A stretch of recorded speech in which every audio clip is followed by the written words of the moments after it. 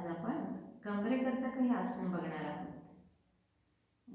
शयन स्थितीमध्ये हे आसनं आपण बघत आहोत. तर सुरुवातीला आपण मर्कट आसन बघणार आहोत. दोन्ही हात खांद्याच्या रेषेमध्ये, दोन्ही पायांना कमरेजवळ आणलेला आहे. लांब श्वास घेत राहा आणि लांब श्वास सोडत राहा. आता श्वास घेत दोन्ही पाय उजवीकडे आणि मान डावीकडे. आता मर्कट याने बंदर म्हणजे माकडाप्रमाणे आपल्याला आपलं पाठीच्या कणाला मजबूत करायचं आहे. आता इथे संथ श्वसन चालू ठेवा किंवा लांब श्वास घेत राहा आणि लांब श्वास सोडत राहा.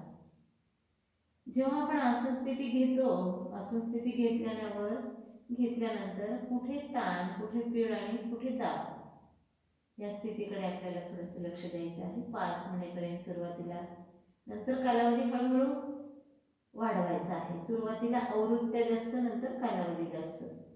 काही सेकंद आपण स्थिर ठेवलेला आहे.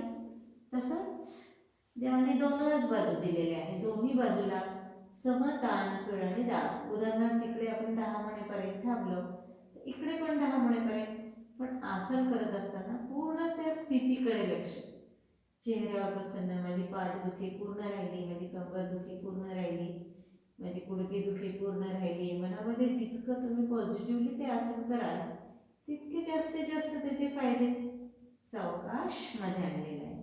त्याच पद्धतीने दुसरा जो प्रकार आहे, दोन्ही पायामध्ये आता अंतर घेतलेलं आहे. आता दोन्ही गुडघे उजवीकडे आणि मान डावीकडे. 1 2 3 4 5.